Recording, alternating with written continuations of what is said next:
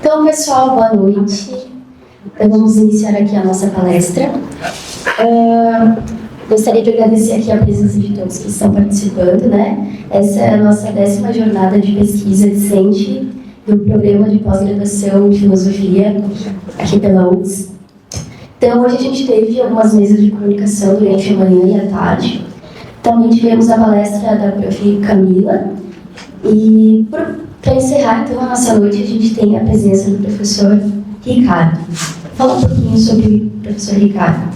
Ele é graduado em Estudos Sociais e Filosofia pela PUC, é mestrado em Filosofia também pela PUC e doutorado em Filosofia pela Albert Ludwigs Universidade de Friburgo, da Alemanha. Atualmente, então, ele é membro do Centro Brasileiro de Estudos sobre o Pensamento de Levinas, da Sociedade Brasileira de Fenomenologia, é membro do Instituto de Criminologia e Alteridade. É professor titular da Escola de Humanidades da PUC também, e pesquisa temas como ética, literatura, alteridade, fenomenologia, estética, filosofia e psicanálise, filosofia e história da cultura ocidental, com ênfase no século XX. Também trabalha com questões de filosofia latino-americana, filosofia e música, temas de ética ambiental e ética animal. Recebeu o prêmio Minuano de Literatura em 2021, livro do ano de não ficção, e o prêmio Açoianos de Literatura 2001 e 2022. Ensaio de Humanidades, pelo seu livro, né, Crítica da Razão Idolátrica. Então, professor, boa noite. Eu me sinto muito bem, me sinto muito em casa, né? Tem muitas pessoas que eu admiro que estão aí. E cumprimento o pessoal que organizou esse encontro, né? Essa jornada de pesquisa do PPG Filosofia da Universidade de Caxias do Sul, porque é mais urgente do que nunca sempre pensarmos as questões a partir também da filosofia, né? Eu sempre digo, nós temos muitos pensadores que são exílios em suas muitas áreas de pesquisa, né? Muitas temáticas e de muitas proveniências. Então, na literatura, eu trabalho também com literatura, nas leituras sociais, seja na sociologia, seja na antropologia, nós temos já muita produção sobre questões muito próximas de nós. Mas a filosofia, talvez pelo seu corpo conceitual, tem um pouco mais de dificuldade, às vezes, de se traduzir de tal modo que ela não perca, não desnature a sua própria natureza conceitual e, ao mesmo tempo, consiga se comunicar com pessoas que não necessariamente estão inteiradas, né, digamos assim, do seu vocabulário, ou não tem essa frequentação do vocabulário filosófico. Eu tenho feito muito esforço na tentativa de nos aproximarmos em termos das minhas atividades e dos meus grupos de pesquisa dessa preocupação, ou seja, de abordarmos questões que hoje, aqui e agora, são prementes para nós, à luz dos clássicos, né, tentando traduzir, de algum modo, como esses clássicos poderiam colaborar na reflexão dos problemas que são mais agudos do que nunca e que nós não precisamos aqui arrolar, todos nós temos eles bem presentes. Eu peço licença para fazer uma pequena propaganda. Eu acabei de lançar o meu livro Filosofia da Escravidão, que é algo que me consta, é o primeiro livro com esse título no Brasil, com certeza, talvez até no mundo, porque eu não procurei todas as línguas, mas eu usei tentar fazer alguma coisa diferente, né? Porque existe muita história da escravidão, filosofia da escravidão, história da escravidão, sociologia da escravidão, toda a paleografia de documentos, uma abundância imensa de conteúdos e de referências, mas não necessariamente toda a reflexão que só nós temos, digamos assim, não o direito, mas a obrigação, a responsabilidade de realizarmos na medida em que nos aproximamos conceitualmente das realidades, né? Então é aquela história, que isso existe, como existe, quando existe, etc., nós já sabemos. Na filosofia, nós sempre perguntamos pelos porquês. Né? Temos que ser radicais, temos que ir às raízes das questões.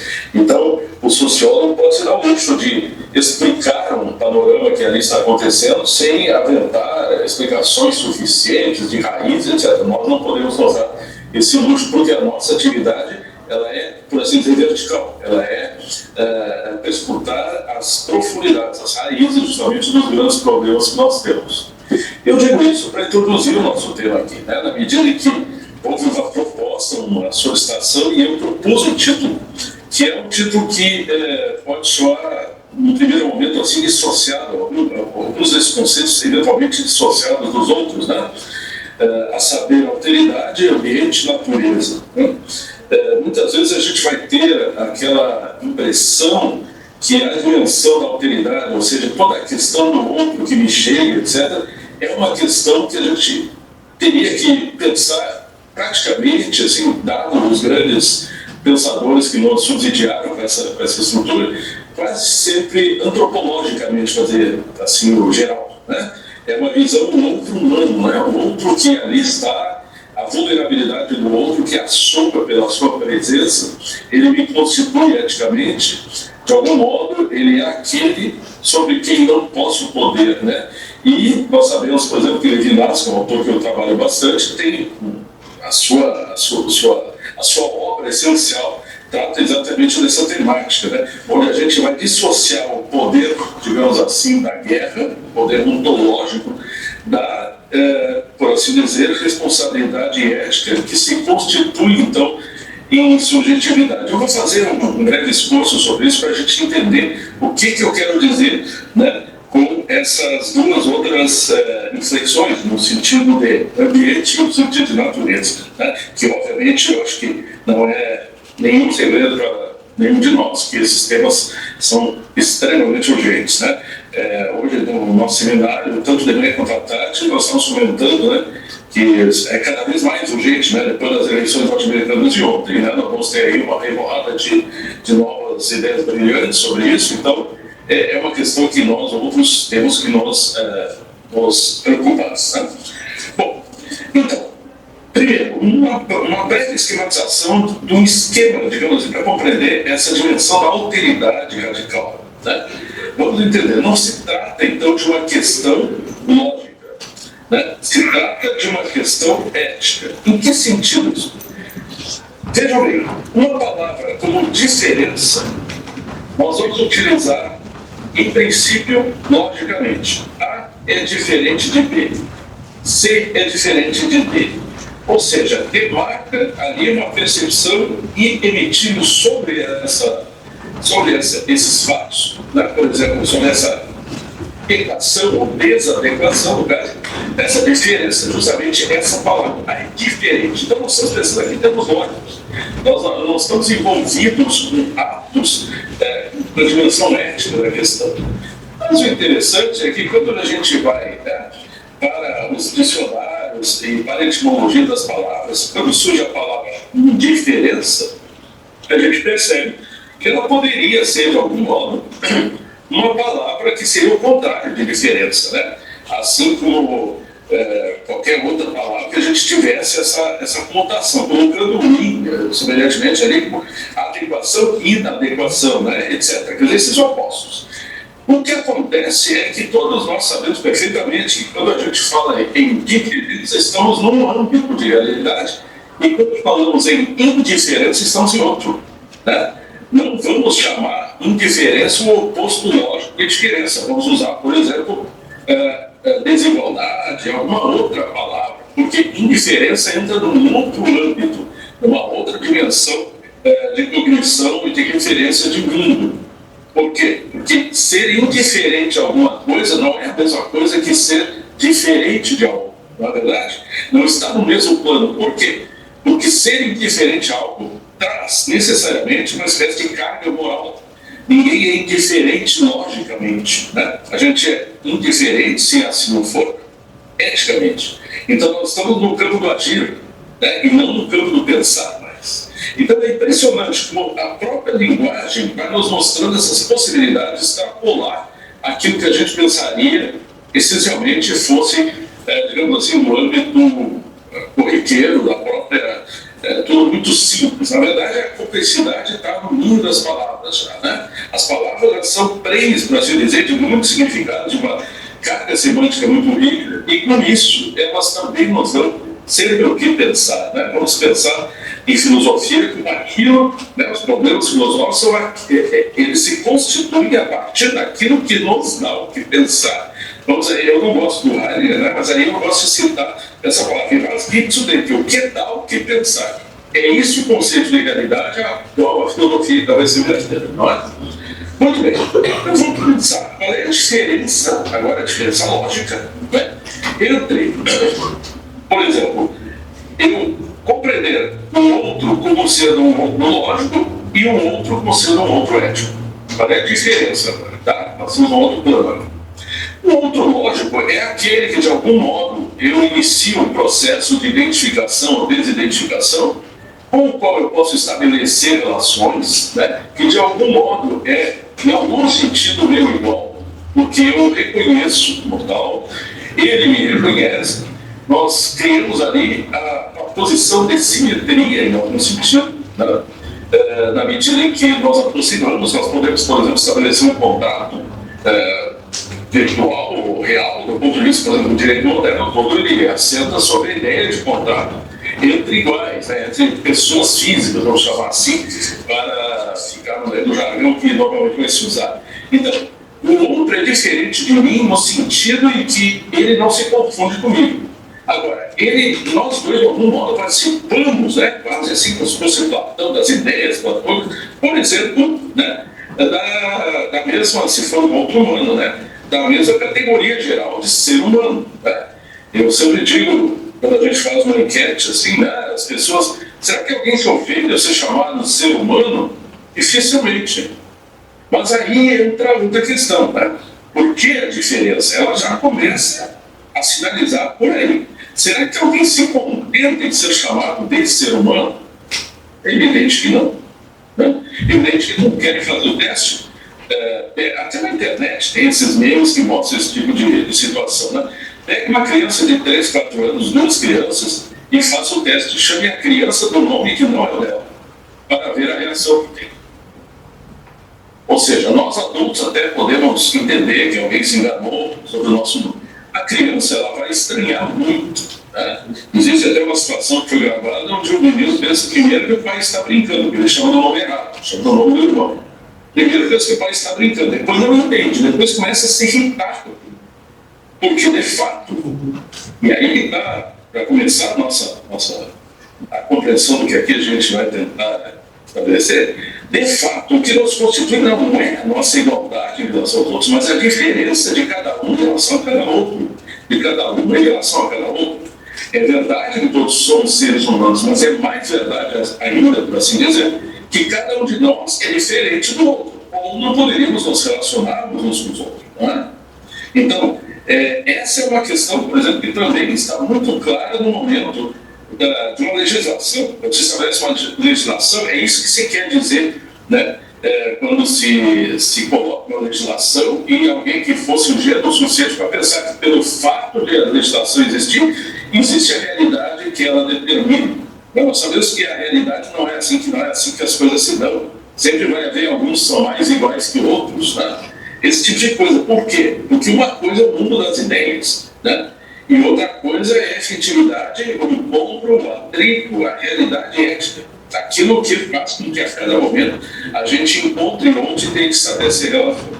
Então vocês veem que já nesse momento nós estamos com uma certa tensão, né, nesse núcleo. Não é tão simples assim, mas ainda a gente consegue entender, consegue ficcionalizar. Né? Nós todos aqui, seres humanos, temos aí um campo comum, por exemplo, de comunicação, estamos falando a mesma língua, né? Estamos no campo da linguagem, estamos falando a mesma língua. Eu estou pressupondo que vocês têm um arsenal cognitivo para me compreender e vice-versa. Né? Na medida que vocês aqui estão decodificando o que eu estou dizendo. Ou seja, nós estamos no mundo das nossas similitudes. Né? Nesse momento aqui, o que está apontando é a similitude. Quer dizer, o fato de que eu sou muito mais velho que vocês, né? Eu realmente tenho mais experiência, etc., em algumas áreas, etc., que vocês são muito mais novos e muito mais emergentes, isso não vai ser impedimento para que a gente possa encontrar no sentido de entabular um diálogo.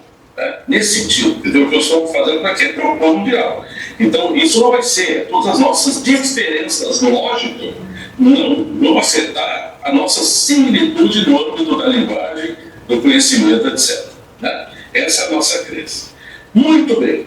O problema é que o mundo não são somente flores, né?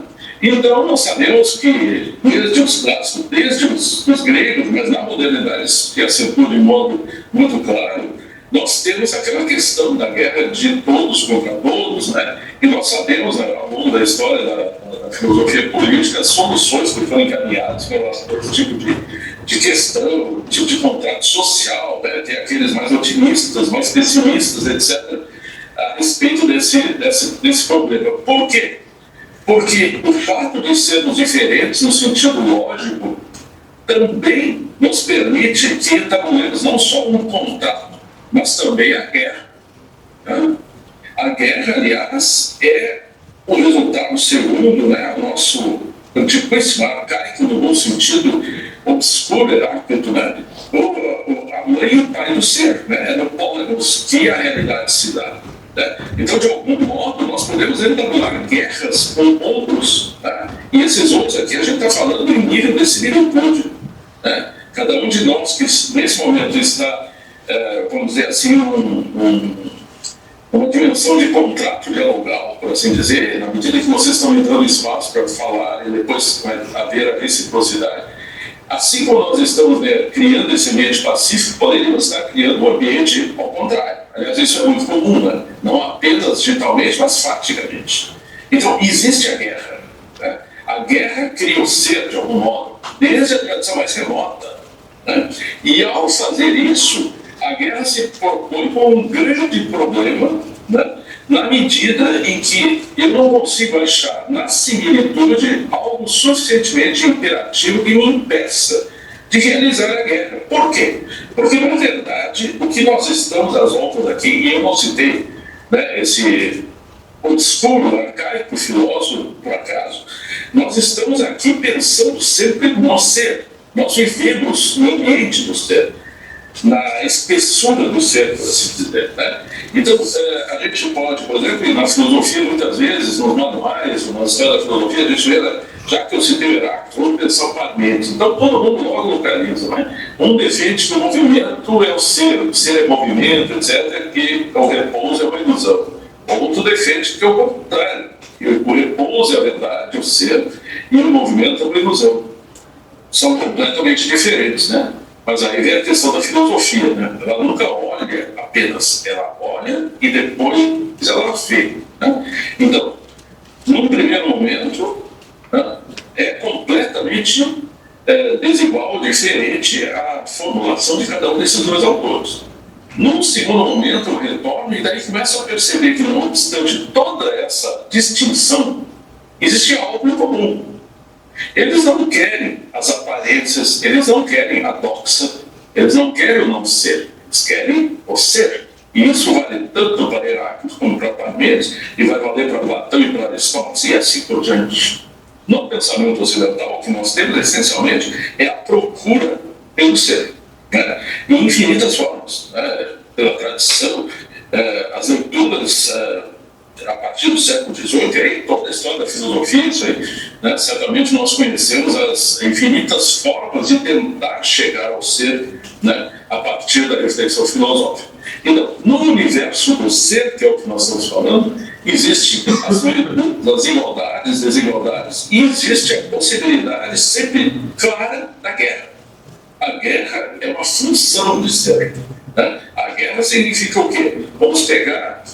quando eu falo guerra, não necessariamente no sentido bélico comum. Né? Vamos pensar, assim, do ponto de vista de uma estrutura mental de funcionamento. Quer dizer, se eu pego um determinado objeto, né? Por exemplo, essa canetinha que está aqui, quando eu olho esse objeto, de algum modo, o meu intelecto, né? A minha capacidade de ler dentro, intus lecto, né? Ler dentro, leger, né? Ler, a nossa inteligência, ler entre as coisas, interlegere, né? O meu intelecto procura o que isso aqui é, ou seja, o ser desse objeto. Para que eu possa, uma vez descoberto o ser desse objeto, por exemplo, ele pode parecer ser uma caneta, mas pode ser de fato uma câmera fotográfica disfarçada, né? Com as câmeras espiãs.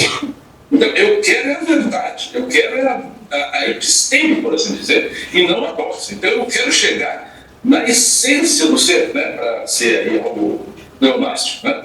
Então eu chego a essa caneta e aí eu retiro da caneta o sentido de caneta que ela tem para mim, e a sua concretude ela pouco também me importa, porque do ponto de vista cognitivo, do ponto de vista de conhecimento, o que me importa, o que realmente me interessa é o fato de que quando eu vejo outra caneta que é completamente diferente, né? Aparentemente não é parente, vamos dizer assim, eu consigo identificar cada uma delas como sendo uma caneta. Então, na verdade, eu retiro do objeto a sua universalidade, tal como a gente poderia pensar num grupo humano, né? A gente retira, todo mundo é ser humano, ninguém só sente com isso, mas o que me interessa é eu ser diferente dos outros. A mesma coisa, do ponto de vista concreto, e uma é uma caneta para escrever, outra é uma caneta para marcação, mas existe um nome geral. Então, esse nome geral unifica todas as realidades. Né? O que consiste o pensamento e a decodificação, etc., consiste em processos que separam e articulam, né, no modo de equalizações. Né? A gente conhece, o Derrida dizia, né, toda equação, de algum modo, é o estabelecimento da ordem de uma hierarquia, porque se eu digo que x é igual a y, né, de algum modo, x é igual a x, né, então esse tal de y, ou o x que eu for considerar, na verdade é a mesma coisa. Então eu fico, na verdade, afirmando algo, mesmo que passe por algo, por uma dimensão que aparentemente, num primeiro momento, é dissociada, é diferente. Tá? Então a equação significa equalizar, e equalizar significa nivelar, o ser nivelado. Se a gente for muito a fundo no sistema idealista, por exemplo, o maior de todos, né, que é o Hegel, a gente vai achar coisas muito semelhantes. Todo o conceito de Aufhebung, toda a dimensão do desdobramento do espírito para si mesmo, e finalmente aquela frase famosíssima, né, que Hegel vai dizer pelas tantas, que a identidade consiste na identidade entre a identidade e a não identidade. Né? Ou seja, a solução final da diferença lógica.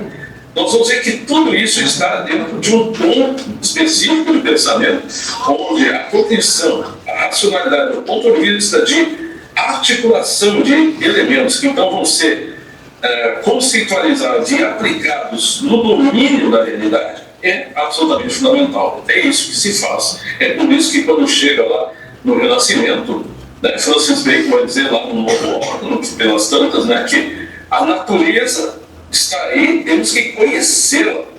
Mas veja bem, não temos que conhecê-la para admirá-la, para preservá-la, não, temos que conhecê-la para dominá-la. Nós estamos no início da modernidade, porque nós temos aí um estabelecimento de uma relação de poder, a mesma relação que está lá na origem do Logos, porque Logos é organizar, né? Logos é também hierarquizar, também é escolher. Lembrem um verbo em grego com uma multicarga de possibilidades semânticas, né? Não por acaso, ele está ali na origem da nossa tradição greco-filosófica. Né?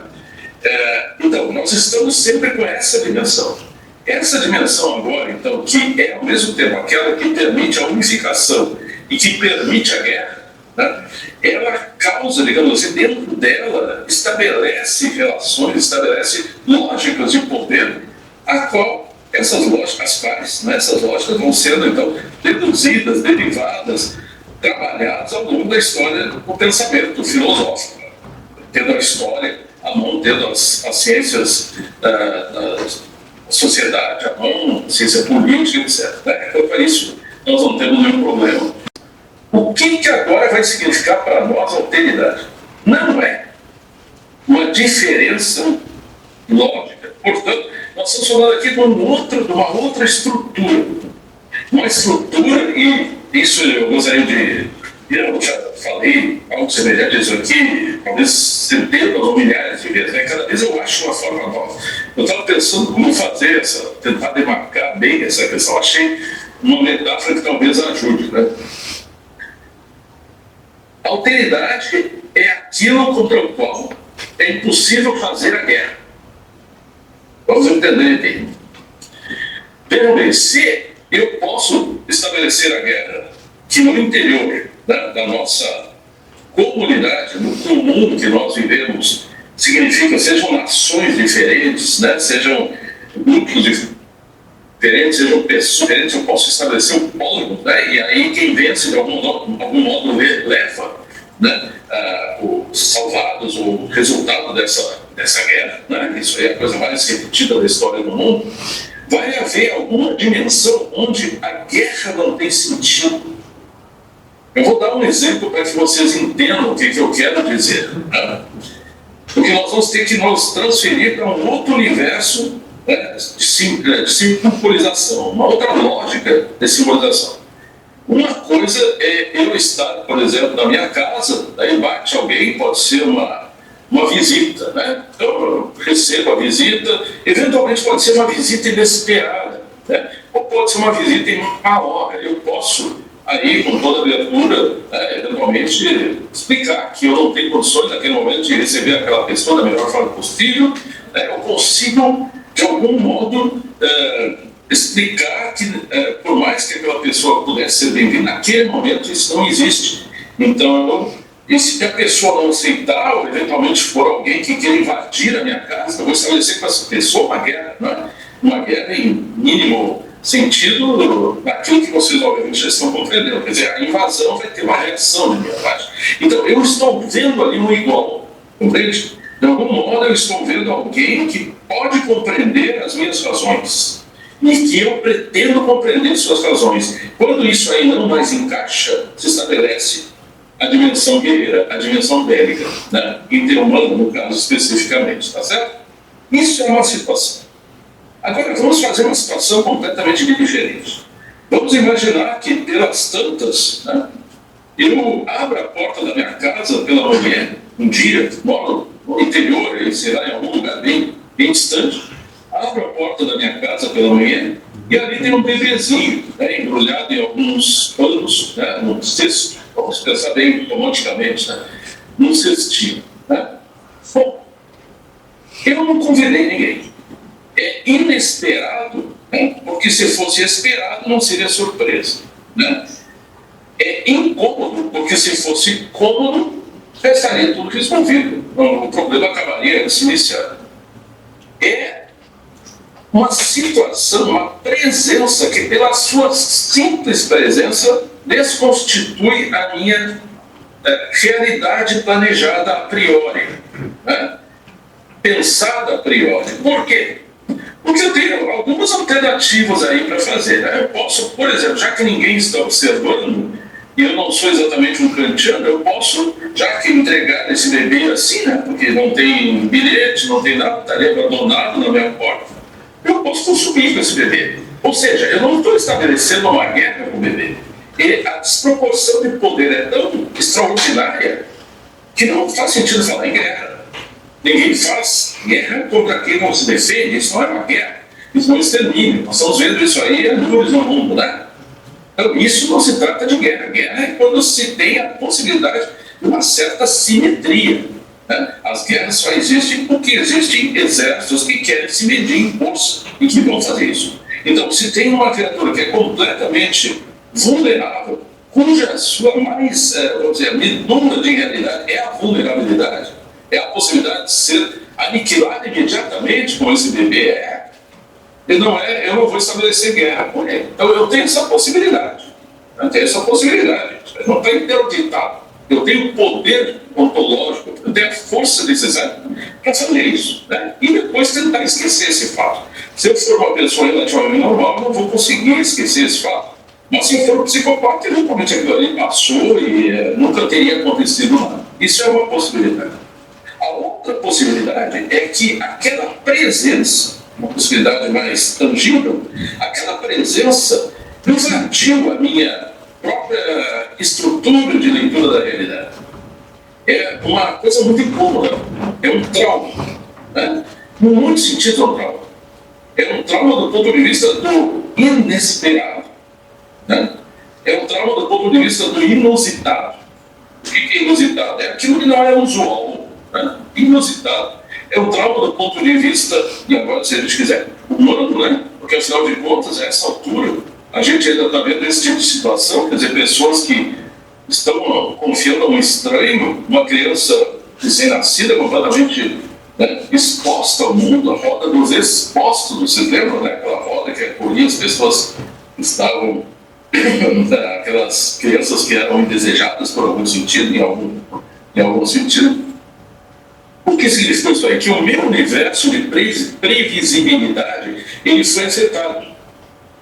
Então eu vou ter que me reconstruir, né? Se eu assumir essa dimensão de que, de algum modo, eu tenho que fazer alguma coisa pela sua vida, do ponto de vista, por exemplo, da conservação da vida daquele bebê, eu não estou me reconstruindo. Agora eu não sou mais um indivíduo pensante, eu não sou mais um intelecto. Eu sou aquilo que o Levinas vai dizer, um sujeito ético. Por quê? Porque de alguma forma eu fui assujeitado, por incrível que pareça, por aquele ser tão fraco, tão indefeso que está ali na minha porta. E eu vou ter que reagir, vou ter que realizar, fazer alguma coisa em função disso. A minha vida vai ser em função disso por algum tempo. Vou ter que achar, sei lá, uma polícia, etc. Né? Então nós temos uma reconfiguração de mundo, não a partir da força de uma invasão que surgiu, mas a partir exatamente da vulnerabilidade. Há uma assimetria completa. Se no ser tudo é simétrico, na dimensão da alteridade do outro, tudo é assimétrico. Tá? Então, o meu poder é infinito em relação a esse bebê. Eu posso ali pegar uma coisa, sei lá, qualquer coisa, vocês imaginam, são infinitas formas de acabar com esse bebê, né? De fingir que ele nunca existiu. E também são infinitas as formas de eu poder, de algum modo, proteger esse bebê. A única coisa que não dá para fazer é fingir que não aconteceu nada. Porque essa alteridade, esse outro, invadiu meu espaço e é uma presença traumática frente a mim. Aí, a normalidade, ou mais próxima da normalidade, seria, então, que nós assumíssemos uma posição ética frente a essa nova realidade que se configurou. Eu estou passando do ambiente, né, da cognição, da configuração de realidade, do ser com ser, para o ambiente do agir, do ser ético, onde as coisas se tornam completamente diferentes, né? Onde a questão não é mais a guerra ou a não guerra, onde a realidade não vai se dar na guerra, né? Ela vai se dar na ressubjetivação completa de mim mesmo em relação àquele inesperado, aquele peso, aquela incomodação que ali apareceu. Né? Nada será como antes, por assim dizer. E eu tenho que me reconstruir a partir daí. Né? Para pegar um exemplo, eu citei esse exemplo porque eu conheço um caso exatamente assim. Uma senhora uma vez abriu e tinha ali uma criança, isso aconteceu há muitos anos, né? Essa criança depois foi assumida como filho, cresceu, né? Teve a sua vida, foi um filho a mais, teve sua vida muito bem encaminhada, etc. Né? Ocupou um outro espaço a partir desse inusitado fato. Né? Então, isso aí não é uma elucubração vazia, isso aí aconteceu realmente. Né? E assim a gente pode imaginar numa situação, por exemplo, onde nós temos uma festa muito bem preparada, por exemplo, um casamento numa igreja. Né? Então, se a gente pensa em termos de uma igreja católica, né, que não vai ser fechada em princípio, né? Não é uma cerimônia fechada, é uma cerimônia religiosa mais comunitária, vamos dizer assim, as portas em princípio vão estar abertas, tudo preparado com todos os detalhes que vocês imaginaram para aquela ocasião única. E de repente, no meio dessa cerimônia, no meio dessa antevisão tão perfeita de que como tudo deveria correr, entra adentro do ambiente uma pessoa desatinada, né? Que não sabe o que está dizendo, começa a gritar, a falar, etc. Observe, no momento que isso aconteceu, já que a porta estava aberta, no momento que isso aconteceu, alguma coisa se foi. Né? Eu posso não fazer nada e eu posso tentar fazer alguma coisa. Qualquer das duas opções não vai voltar ao estágio anterior. Estão entendendo o que eu quero dizer? Há uma penetração no meu universo de realidade de algo que me desestrutura. Não vai ser sempre uma marca, uma chaga que ficou naquilo ali.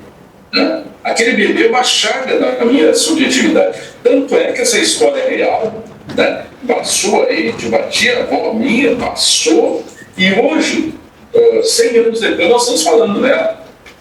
Então, veja, aquilo que é absolutamente, do ponto de vista ontológico, desprezível, fraquíssimo, né? Não tem poder nenhum. Um bebê é uma criatura que nasce sempre prematura, porque ele é incapaz de absolutamente tudo. Este fato foi transformado em alguma coisa que legou, de algum modo, uma memória que está sendo trazida aqui, simbolizando, representando, exemplificando um modelo de realidade, um modelo de agir. Tá? Então, vejam, aquilo que parece ser pequeno é pequeno do ponto de vista ontológico, mas isso não significa que seja desprezível do ponto de vista ético. E aí nós entendemos o que é alteridade. Alteridade se dá nesse sentido, na questão ética que chega atravessada dele. Então, isso não é algo que a gente não encontra ao longo da tradição filosófica. Só para lembrar o mais evidente aqui, que imediatamente surge, Kant, né? Kant, 200 anos de Kant agora, né? O que acontece? Não é 200 anos, 1800 bom, depois a gente corrige aí, né? Os meus neurônios aí estão meio cansadinhos hoje, ouvindo. De qualquer forma, Kant, né? Da primeira, qual é a razão da segunda crítica? A insuficiência da primeira, no mundo da ciência, no mundo da necessidade, de explicar ações humanas. Essencialmente isso. E onde é que, qual é o âmbito das ações humanas? Não é? E enquanto ciência, isso aí já está resolvido na questão da realidade em si, da razão pura prática, etc. Então nós já temos essa estrutura, mas ela muitas vezes não é preenchida. Ela está no âmbito para além das dimensões, por assim dizer, ontológicas. Ela está vinda de outro lugar. Ela vem de outro lugar, ele fala, outro lugar de realidade, imitando. Certo? Então, nós pensamos para esses exemplos, e na tradição, por exemplo, de Levinas, vai ser sempre uma dimensão antropológica. O outro é aquele outro humano que chega, né? Então, ele, pelas tantas, vai usar mesmo aquela patria de Bíblia, né? O órfão, a viúva, o estrangeiro, quer dizer, aqueles que são vulneráveis são os outros, que me pode constituir enquanto sujeito ético, na medida em que eu, como eles, né, empreendo uma ação boa, uma ação de vida, né? De proteção, etc. É isso. Né? Então, agora, até aqui, nós temos isso na tradição. Vários de vocês talvez estejam fazendo aí seus mestrados, doutorados com o professor André Brugner, com o professor Cuyava, né? Os dois foram meus orientandos, eles são excelentes professores, né? Talvez com outro também, com o professor Carbonara, né? Que também tem essa tradição. Então, eu acho que não vai ser grande dificuldade para entender isso até agora. Daqui para frente, sim, nós temos uma certa mudança. E essa mudança vai se constituir no seguinte: será que eu posso agora pensar essa alteridade ética? Estou sendo redundante, mas é de propósito. Essa questão da alteridade da realidade, que eu configuro antropomorficamente, eu posso pensar outras dimensões da realidade que me chega como sendo também alteridade? Essa questão eu me pus há 30 e poucos anos atrás, quando eu me preparei para fazer o doutorado que foi referido aí pela colega. Né? Quer dizer, será que a gente não poderia pensar, por exemplo, em termos de ecologia, em termos de natureza, etc., também como uma dimensão de alteridade? Né? É a questão que, naquele momento, já era complicada e me levava para muitos questionamentos. Bom, aí a gente está acostumado com o discurso. Nessa época, havia uma coisa chamada Deep Ecology, né, nos anos 90. E essa tal de Deep Ecology, esse retorno a uma natureza pretensamente intocada, perfeita, essa ecologia profunda, ela de algum modo sempre queria nos convidar a retornar àquele estado de natureza, né, que a gente conhece que os filósofos colocavam lá na ancestralidade, no tempo arcaico, no tempo antigo, como um sonho de um tipo paraíso perdido, né? E a coisa que mais se ouve hoje, né, com a melhor das boas intenções, as pessoas falando o tempo todo é o seguinte, né? Confiram se não passa por aí. Nós temos que cuidar da natureza, porque nós somos parte da natureza. Né? Eu acho que isso a gente ouve muitas vezes, né? Se ouve, se vê, se lê. E a gente entende o que as pessoas estão dizendo. Tem que cuidar da natureza, porque nós dependemos da natureza. Nós somos o que, essencialmente? Átomos de carbono, água, 70% do nosso peso seco é água, né?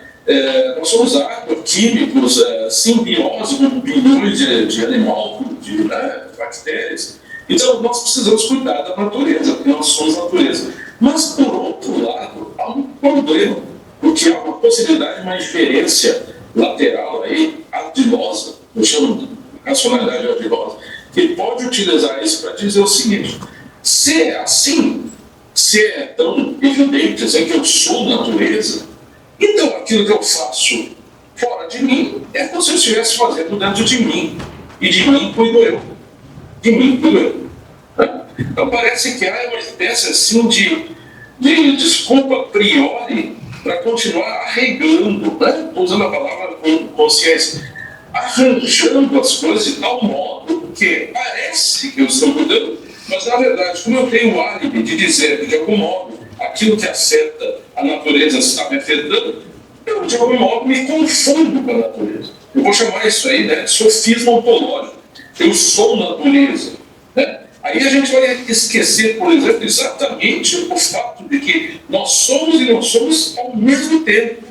Quer dizer, eu estou vendo vocês aí, essas mesas, toda essa tecnologia, isso aí o que é? Metamorfose de petróleo, né, de madeira, de energia na eletricidade, essa coisa que vocês estão vendo ali atrás, uma parte dos meus livros, né, papel, etc. Então, tudo é transformação. Então, de algum modo, tudo é natureza, mas de algum modo também nada é natureza.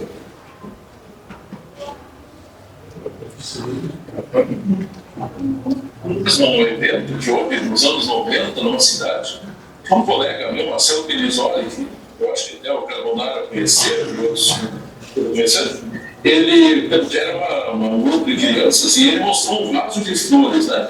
E daí ele disse: essas flores aqui são natureza ou não são? E as crianças: são, tudo é natureza. E esse vaso aqui é natureza ou não são? Um vaso de vidro? Não, esse vaso não é natureza. Vocês estão entendendo? Como se o vidro não fosse areia, né? Esquentada o suficiente para se transformar vidro, como se não fosse natureza. Então, se nós somos por aí, gente, o problema é esse. Tudo é e nada é. Surge aí uma indiferença. Olha aquela que se usei, né? Se usei bem no início a palavra diferença, indiferença. Surge uma indiferença moral com relação a isso aí, porque fica tudo pragmático. Né? Eu uso quando me convém e não uso quando não me convém. Então, por exemplo, dentro do capitalismo, a lógica é consumir e descartar coisas. Então, se isso aqui é plástico, né? Isso aqui é feito de plástico. Então, uma coisa aí já está velha, mesmo eu boto fora, compro outra. Né? Esse fora aí significa literalmente pegar tudo que isso aqui pode significar em termos de manufatura, em termos de uso, etc., e liquidar, dizer que isso não vale nada. Nós entramos, então, naquilo que, como eu disse, eu chamo de sofisma ontológico nos meus textos. Tá? Então, se é assim, a gente talvez pudesse evitar esse tipo de jargão perigoso. Porque esse jargão é mais ou menos como uma palavra tolerância. Sabe? É uma palavra que as pessoas, de um modo geral, gostam, porque elas só olharam, elas não viram, elas não voltaram a palavra tolerância. Vejam bem, tolerância surge numa época muito específica da cultura ocidental, no século XVII, né? Quando se tem ali praticamente guerras religiosas. Né? Então, é uma grande coisa para alguém que tem a sua verdade tolerar outro que para ele está na falsidade, mas que para o outro está na sua verdade. Então, a tolerância surge nesse contexto. As cartas sobre a tolerância são nesse contexto. Né? Agora, o fato é que eu não tolero aquilo que, se eu pudesse, eu não toleraria. Porque tolerar é suportar, é aguentar. E ninguém faz isso com prazer. Mas o interessante é que a palavra tolerância entra aí, né, de gaiata no meio de uma fila. Vamos ter diversidade, mais tolerância. A tolerância é muito ruim, parece. Se eu estou tolerando alguém, no momento que ninguém estiver olhando, eventualmente eu vou ali e faço outra coisa. Compreende? A palavra não é. Por isso, por exemplo, que a gente tem, no lugar do conceito de tolerância, por exemplo, o Derrida, no caso, vai usar o conceito de hospitalidade, né, que é um conceito muito mais rico. Então, muda a estrutura mental. A mesma coisa está acontecendo aqui. Eu sou a natureza, nós somos natureza, né? Natureza são as meia dúzia de flores que tem ali. Não, nós estamos completamente cercados pela natureza, ao mesmo tempo não tem natureza em nada. Nós estamos aqui porque a nossa cultura transformou tudo. Nós não precisamos ir para o fundo da floresta amazônica para ver a natureza. Nós estamos vendo aqui na nossa frente petróleo que foi transformado em plástico e para essas cadeiras que estão ali. Isso é natureza, né? Vidro que está nas lâmpadas e por aí vai. Então, por aí nós não achamos uma forma de desembretar a questão e continuamos, sem nos dar conta, eventualmente justificando discursos, né, que têm a ver muito mais com a continuação do status quo do que com a crítica daquilo que que é aquilo que nós pretendíamos fazer quando estávamos pensando, né, que o mundo está, do ponto de vista ambiental, em palpos de aranha, como se dizia antigamente, né? Em grandes dificuldades, todos nós sabemos disso.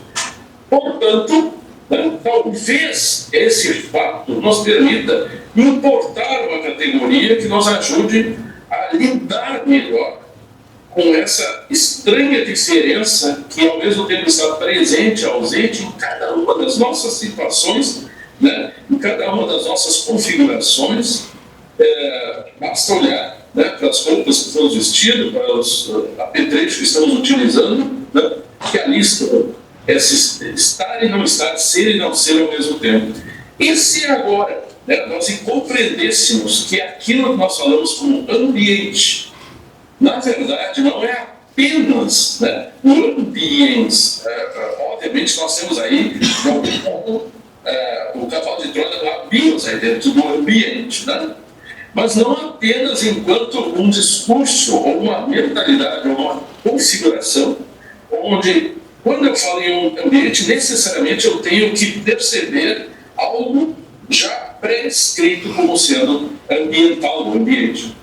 E se eu pensasse, por exemplo, né, que nós temos a possibilidade de pensar, eu tive um grupo de pesquisa há muitos anos atrás, em outra universidade, sobre conceitos de ambiente, por exemplo, pessoas, né, que moravam em canos, né, que seriam utilizados, né, tipo moradores de rua, que moravam em canos, aqueles grandes canos de cimento de grande diâmetro, né, aquilo ali era o seu ambiente, aquilo era a sua casa, compreende? Então, do ponto de vista de descrição, aquilo ali não funcionava. Agora, do ponto de vista de realidade, era ali que a coisa realmente acontecia. Então, o conceito de ambiente é muito mutável.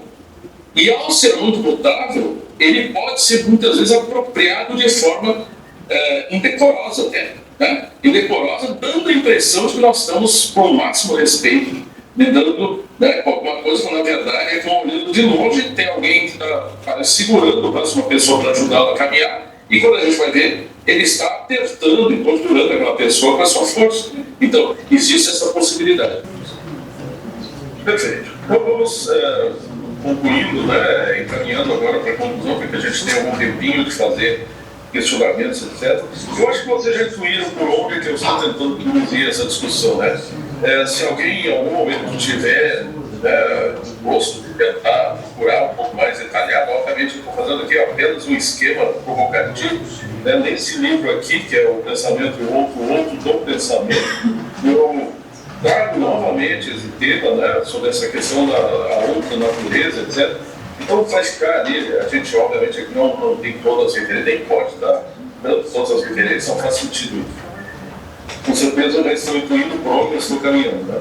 Mas o fato, então, que como nós estamos trabalhando nessa dimensão de ambiente e natureza, nós podemos pensar, né, que a grande questão, assim como a grande questão ética sempre é uma dimensão de uma verdade relacional. Nós temos, por exemplo, do ponto de vista científico, a verdade, a gente vai dizer que é uma verdade científica. Na verdade, científica não depende de outros, não depende do tempo que decorre para que aquilo seja realmente verdadeiro. Uma verdade relacional, a relação que alguém estabelece com alguém, ela vai ser verdadeira em outros sentidos, né? Ela vai estar no tempo, ela vai ser construída no tempo. Então, se alguém aí tem, sei lá, casado com sua mulher, seu marido já faz 5 anos ou 10 anos, né? A verdade desse casamento não se dá essencialmente no dia do casamento, ela se dá ao longo desses 10 anos recheada de temporalidade. Isso é completamente diferente de uma verdade científica, que se caracteriza exatamente pela atemporalidade. Porque se fosse temporal, o que hoje causa uma doença, amanhã não causaria e não haveria possibilidade de nós mantermos remédios, ou termos vacinas, etc., que a cada momento haveria essa variação temporal. Então, é verdade uma relação verdadeira, como é verdade uma verdade científica. Nesse sentido, a gente pode entender que a verdade da relação verdadeira ela é o que a gente vai chamar então, de verdade relacional.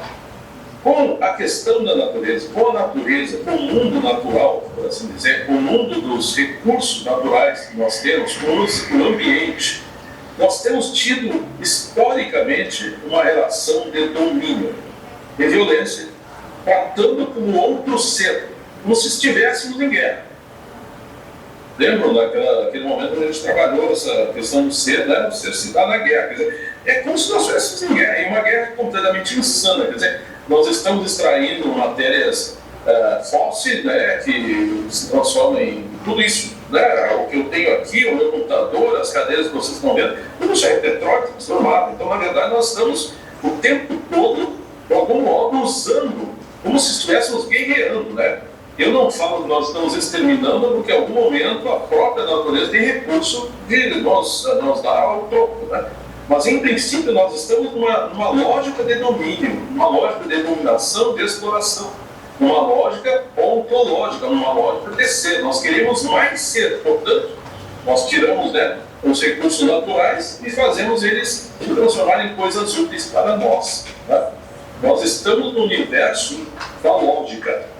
E nesse universo da lógica, não há nenhuma expectativa que as pessoas percebam que existe a necessidade, né, de encarar a realidade natural, vamos chamar assim, de outro modo.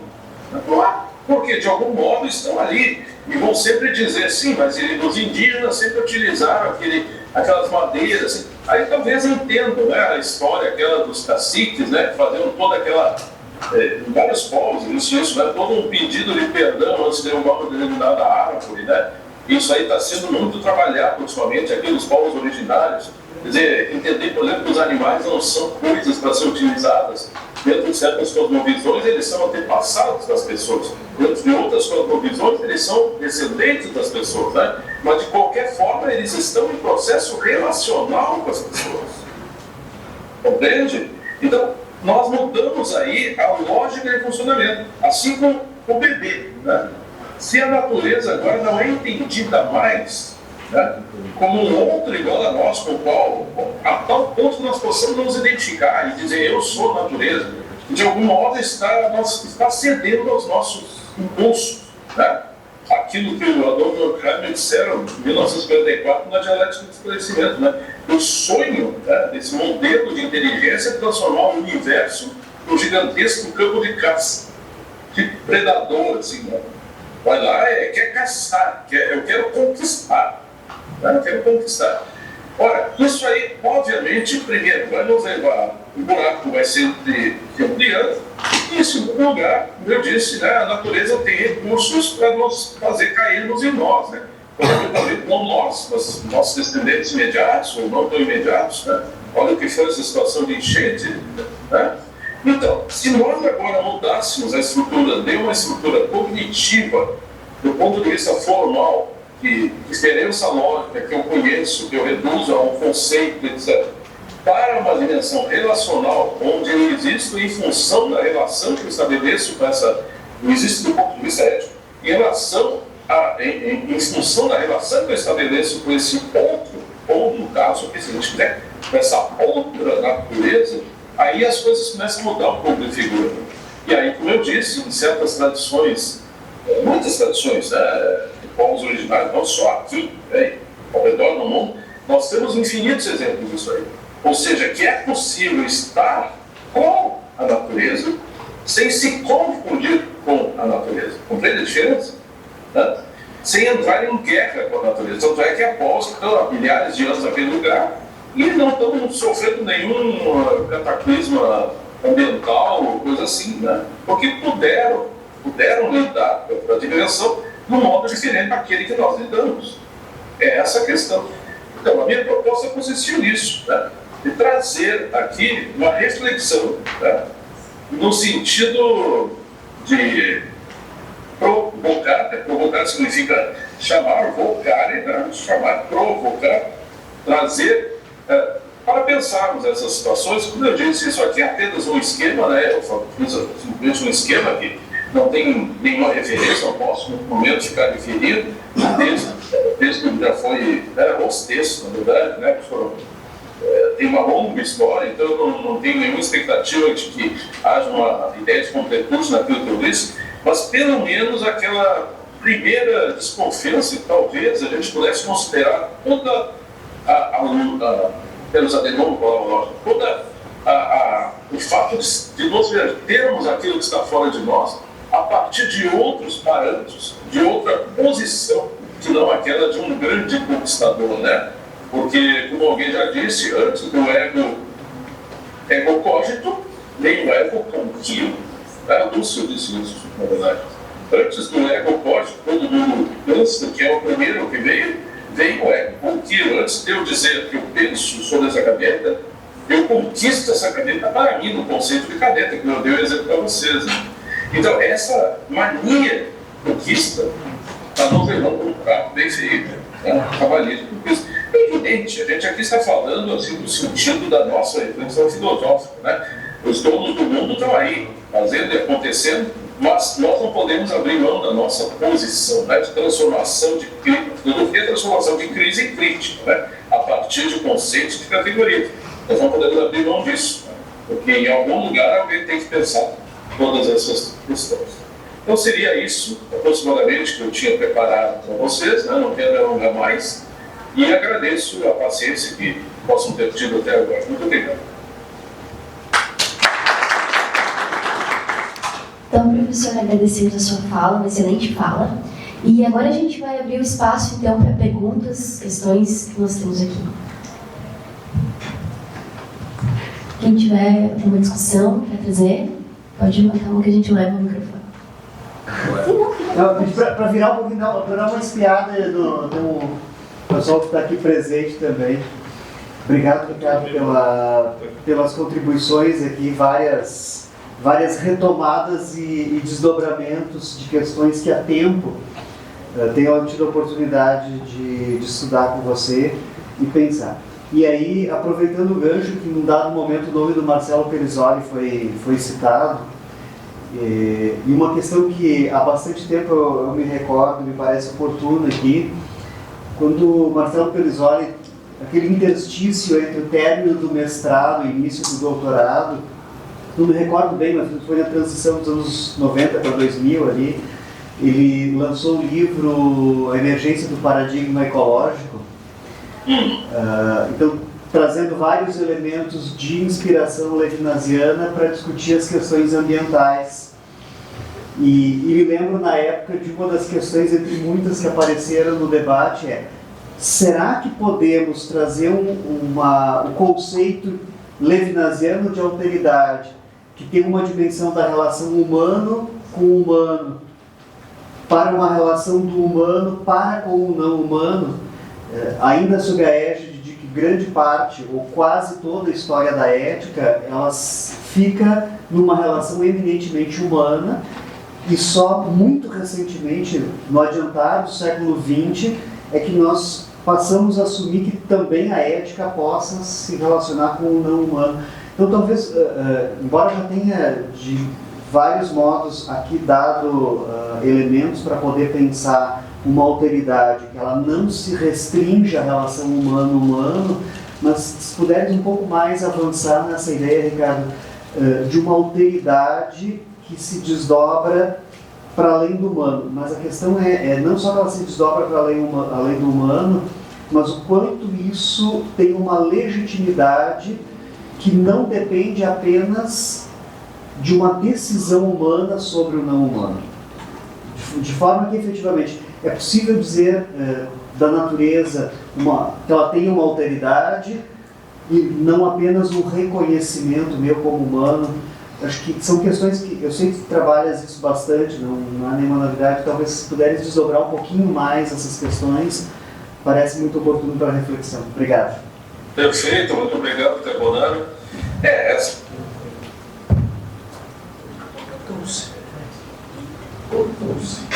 Não voltou a editá-lo, e eu acho que é um livro muito interessante. Naquele momento ali, onde nós somos inclusive colegas lá no Universidade de Educação Ambiental, né? Eu acho que o que ele ali colocou era uma discussão que nós tínhamos naquele momento. Continua válido hoje como foi naquele momento, né? Naquela situação. Bom, a questão que eu digo, primeiro, realmente a questão é essa. Ética foi compreendida então como agir humano a partir do logos, né? Havia toda, por exemplo, até hoje no dicionário, a maioria dos dicionários de filosofia, ética é o estudo do agir humano, e é espécie, muitas definições, né? Mais recentemente, como tu disseste, na complexificação do mundo, nas multidimensionalidades simbólicas, vamos dizer assim, que o mundo foi adquirindo, a gente começou a perceber, né, a partir de não só de muitos autores, mas também de outras cosmovisões, outros modos de vida, formas de vida, que existem outras dimensões que também poderiam ser compreendidas a partir desse influxo de alteridade que chega. Por exemplo, né, se a gente vai pegar um grande autor aí, que hoje está na crista da onda, né, ele está ali passando do Foucault, agora em citação do Butler, né, o Walter Benjamin, né, Walter Benjamin, que caiu em domínio público agora em 2021, estão fazendo todas essas reedições dos seus trabalhos. Walter Benjamin está trabalhando ali com a dimensão da memória, por exemplo. E a memória ética significa exatamente isso, quer dizer, há uma dimensão de alteridade na memória que eu carrego do passado. É claro, assim como Levinas, Benjamin foi uma espécie de aluno do Franz Rosenzweig. Então não é uma coisa assim inusitada que ele tenha trabalhado isso. A maioria das pessoas não liga, né? não consegue perceber que os dois têm essa filiação. Mas ali está. Bom, a ética animal, né? Eu citei aqui o Derrida várias vezes, né? A ética animal, hoje em dia, é um tema crescentemente importante, né? Já temos aí corpos muito fundamentais, né? Corpora melhor, né? Muitos fundamentais, muitas referências sobre isso, né? A gente tem observado que não é mais o Tom Hegel ou o Singer, não. Existe uma quantidade, uma disciplinação imensa assim, de interessados nessa dimensão. E também está surgindo, né, quando se fala em ética, por exemplo, até no ponto da ética da inteligência artificial, né? Nós temos aí um grupo na PUC que trabalha isso. Mas, no que diz respeito ao ambiente e natureza, para mim isso são dois ambientes, para além do ambiente intra-humano, que para mim essa dimensão da alteridade tem muito a dizer, né? Muito a traduzir. Primeiro, a dimensão da própria natureza, né? A outra natureza, a dimensão ambiental. E para mim é uma saída desse beco, aparentemente sem saída, que eu descrevi para vocês, né? Essa confusão que a gente vê ou não vê a natureza conforme a perspectiva que ele está olhando. Na verdade, tudo é natureza transformada, ou pelo menos em vias de transformação, tá? Como está prudentes são exemplos bem palpáveis. Essa é uma das dimensões. Outra dimensão é a estética. Eu trabalho com arte também, né? Inclusive hoje pela manhã a aula que eu dei foi sobre estética, né? Ali nós temos a percepção também que a obra, e aí nós temos um autor que trabalhou isso de uma forma muito sólida, né? Que é Adorno, né? Inclusive tem um trabalho também que procura aproximar a alteridade de Levinas da negatividade de Adorno, no doutorado da Renata Guadein, que eu orientei, que é um livro excelente, uma obra excelente nesse sentido. E ali a obra também em algum sentido, uma alteridade, que de algum modo me desacomoda da minha própria estrutura, né, de acomodação, de convencimento natural, né, digamos assim, da obviedade. Então, me parece que temos que ter uma crescente humildade da nossa posição, né? Temos que ter uma crescente possibilidade de suspeitar que não sejamos capazes de reunir tudo nessa unidade do ser, que alguma coisa lateja para além da nossa percepção, vamos dizer assim, imediata, para além do nosso olhar. Tá? Eu brinco também, eu tenho trabalhado bastante Lili Huber, esses autores trabalham, por exemplo, Lili Huber, não é? Tem um livro dele bem famoso chamado O que Vemos, o que Nos Olha. Tá? Quer dizer, para esse autor, que é um benjaminiano, né, uma obra de arte, antes de que nós a vejamos, ela nos vê. Né? Ou não há obra que eu possa olhar sem que ela me veja, do ponto de vista pictórico, né? De uma figura que ali está. Né? E isso poderia extrapolar para muitas outras áreas da estética. Né? Aliás, a estética é exatamente isso, é a sensibilização da sensibilidade. É o que a Einstein, onde vem a palavra estética, não é apenas uma dimensão racional, é uma dimensão racional temperada pelo outro que chega. Porque as obras permanecem, elas são ali, digamos assim, algo que não se consegue precificar. Né? Assim como, com exceção, né, talvez de algum neoliberal deslocado, aí a gente não pode precificar um ser humano, a gente pode monetizar o valor do ser humano, né? A não ser numa situação de escravidão, né? Isso é outra coisa. Também não se pode precificar uma obra. Quer dizer, o Van Gogh, quando pintou alguma das suas novas gerações, você sabe, o Van Gogh só conseguiu vender um quadro toda a sua vida. E ele queria, né? Ninguém queria comprar. Aí, lá, alguém, há 10 anos atrás, pagou 300 milhões de dólares por um quadro do Van Gogh para botar num cofre. Então, o que faz essa absoluta impossibilidade de valorização de algo do ponto de vista de precificação? É que não se trata de quantidade, se trata de qualidade. Não se trata de questão lógica, se trata de questão relacional. Não se trata de questão fria do ponto de vista de um número, né? Mas se trata de algo inconfundível e não intercambiável. Na nossa situação, onde nós somos essencialmente, né, o número do nosso CPF, o nosso CPF é público, ao mesmo tempo deveria, né? Está em todos os lugares ao mesmo tempo. O CPF é a nossa aparente identidade muito mais importante do ponto de vista formal do que a nossa própria identidade. Né? É pior perder o nome do CPF ou o CPF do que perder a identidade em si, tá? Porque causa mais problema. Tá? Então, a transformação de um nome que é a singularidade, o Pedrinho, tá? O CPF, que corresponde com qualquer outro número, dentro de uma organização no mundo administrado, por Cláudio Franco, significa o quê? A negação da possibilidade de receber a alteridade como sendo propriamente autoridade. Então, me parece que nós estamos maduros o suficiente para avançar do ponto de vista da compreensão da alteridade em sentido radical, entendeu? Assim, não tem nada aqui de arrego, não tem nada assim de desbastar os cantos em pontos, não, com toda a incomodidade que significa. Né? Então, é um romantismo, né? Uma coisa fácil, não é nada simples lidar com a alteridade, que já esteve numa situação, né, onde teve que responder, né, essa responsabilidade, né, a resposta que está na responsabilidade, sabe perfeitamente que a coisa não é fácil. E não obstante, parece que o mundo nos chega cada vez mais trazendo no seu bojo essas presenças para além da minha presença, e com as quais eu, do ponto de vista da sanidade, do ponto de vista do princípio de vida, né, e não do princípio de morte, dessa loucura fascista, mas do princípio de vida, eu teria que me relacionar. Então, me parece que nós temos que nos preparar, né, para que mais dimensões da realidade se nos cheguem do ponto de vista ou desde a possibilidade de um outro lugar. Vamos lembrar aqui Maurice Blanchot, né, o seu famoso livro, uma voz vinda de outro lugar, não é do mesmo lugar, não é do meu lugar, mas é de outro lugar. Me parece que o ambiente, a natureza, estão falando uma linguagem desde outro lugar. Os animais, e sempre o plural, estão falando palavras de outro, desde outro lugar. E assim vai. Então eu creio sim, aqui é muito possível, e não só é possível. No meu caso, a minha convicção é imperativa, que a gente amplie esse escopo de compreensão da alteridade para dimensões não apenas antropológicas. Né? Não é uma substituição, é uma ampliação dessa categoria, né, ética, para que se possa lidar com a realidade de uma forma menos suicida, por assim dizer. Tá? Obrigado.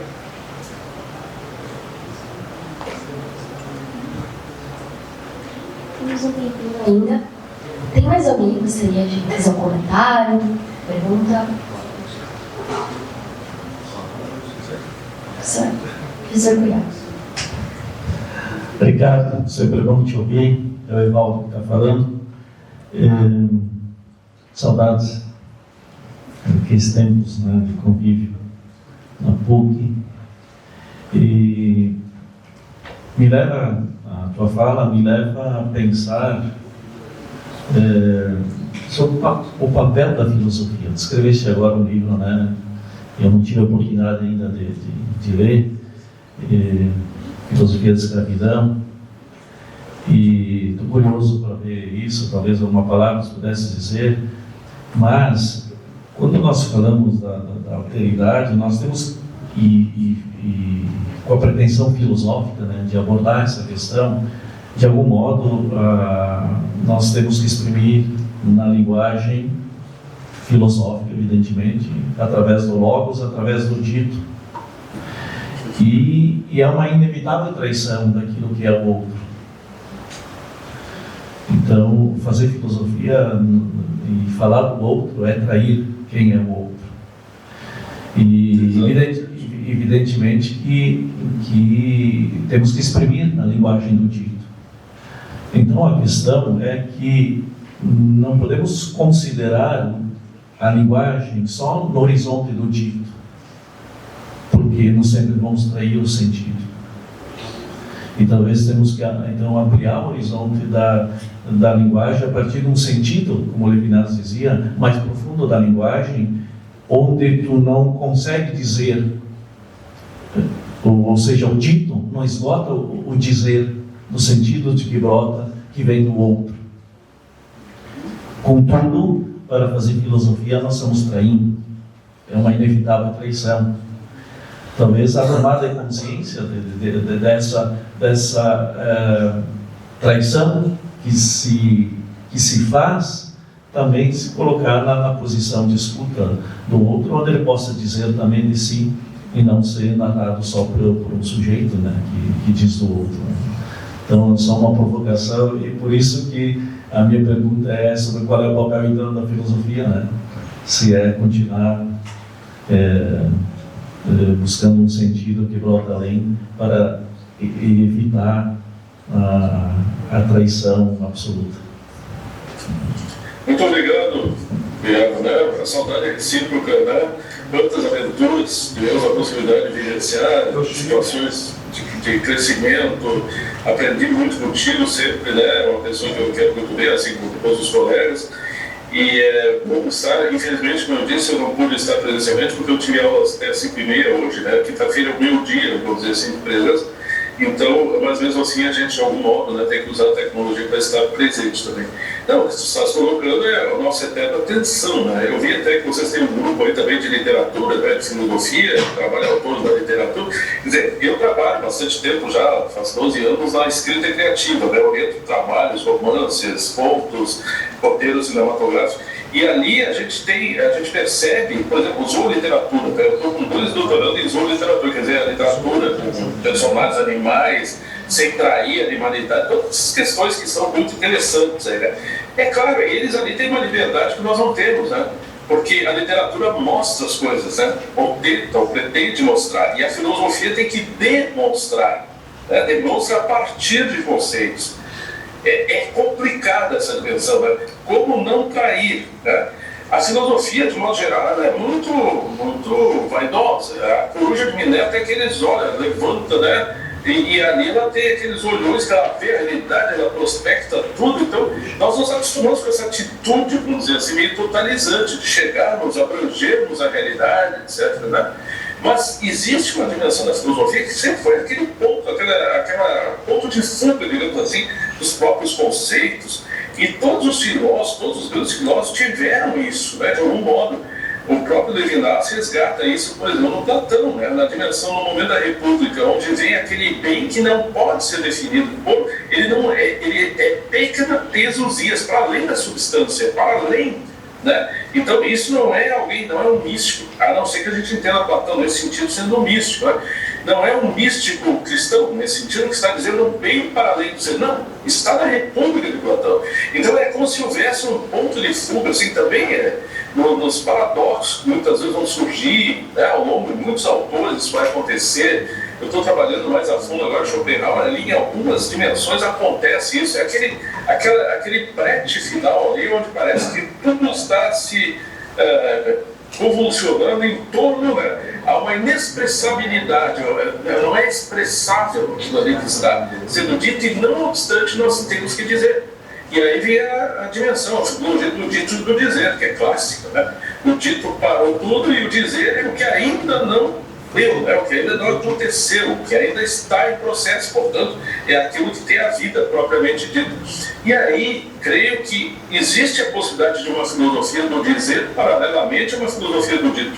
Talvez não tanto pelo que ela diga, mas pelo que ela não diga, né? Eu acho que aí vem aquelas intuições, até mesmo do Wittgenstein, né? Sobre aquilo que não se pode falar, talvez seja melhor calar de vez em quando, mas deixar o espaço. Quem sabe aquilo ali não toma por sua vez a própria voz, né? A voz vinda de outro lugar. Como eu trabalho muito com literatura, eu estou sempre aberto para essas dimensões, porque às vezes a filosofia nos exaspera. Como ela tem essa necessidade conceitual, né? E nós, professores, temos essa responsabilidade de lembrar, né, quem trabalha conosco constantemente, né, no rigor, etc., né? Ela nos exaspera, porque às vezes a vontade que dá é denunciar a realidade, né? Eu digo, a verdade hoje em dia virou uma coisa tão rara que já não é uma questão de tentar demonstrar a verdade, é denunciar a verdade. É que nem um menininho que dizia que a roupa do imperador, né, o rei está nu, o imperador está nu. Nós chegamos nesse ponto, né? E parece que a filosofia também vai ter que estar, digamos assim, inseminada com uma dimensão profética, sabe? Eu não tenho nenhum problema, depois que eu trabalhei essa questão aí da crítica das renováveis, eu não tenho nenhum problema com isso. Sabe, eu vejo, por exemplo, em Ernst Bloch, né, quando ele diz que o ser é o que ainda não é, ele atira a realidade ontológica para o futuro, né, sendo que esse futuro ele se dá num reflexo negativo no presente, numa espécie de utopia antecipatória, né, dessa complexidade toda. Quando ele diz isso, ele está abrindo um espaço aí, né, para o ainda não. Esse ainda não está sendo dito, ele está sendo talvez indiciado. Né? Assim como essas dimensões da alteridade talvez não sejam para ser ditas, mas para serem indiciadas, ou talvez elas já foram embora, e daí sobraram os rastros, né? E aí os traços, e aí novamente vem o Walter Benjamin, né, que nos ajuda bastante com isso, essas dimensões onde há uma presença pela ausência. É porque as pessoas não estão mais ali que estão aquelas pegadas no chão, né? É porque os monumentos já caíram que a gente pode ver o que o sustentava. Então, eu creio que essa constelação de autores, de escolas, pode nos ajudar muito a compreender melhor o nosso mundo contemporâneo. Eu acho que está mais do que na hora. Eu lido ali com gente no nosso PG, vocês sabem, né? Gente estruturalista, hegeliano, tem vários tipos de modelos kantianos e por aí vai, né? Medievalistas. Então, eu acho que está na hora da gente esquecer as diferenças e concentrar naquilo que nos aproxima, esquecer as idiosincrasias e ver aquilo que nos aproxima. Nós não precisamos rezar por uma cartilha, mas também não precisamos nos fazer de ininteligíveis para manter uma fidelidade a alguma coisa que talvez não seja fundamental nesse momento. Por isso, a necessidade talvez de traduzir criticamente, né, o nosso mundo hoje em dia. Então, eu te digo, nós estamos aí, né, no fio da navalha. Talvez uma coisa interessante seja que o Iluminado disse uma vez, né, que um dos seus objetivos era chocar a filosofia com alguma coisa completamente diferente dela. Né? Ele diz isso filosoficamente. Né? Então, realmente, isso aí não é uma questão que nós aqui temos essa questão. É uma questão que habita o coração da própria filosofia, pelo menos desde a antiguidade clássica. Essa é a minha percepção. Obrigado. Então, professor, obrigada. Se não temos mais nenhuma questão, então, vamos encerrar aqui. Agradecemos muito mais uma vez a sua presença e, né, fica o convite para outras oportunidades também. Muito obrigado, um abraço a todo mundo aí. Obrigado pela atenção. Obrigado.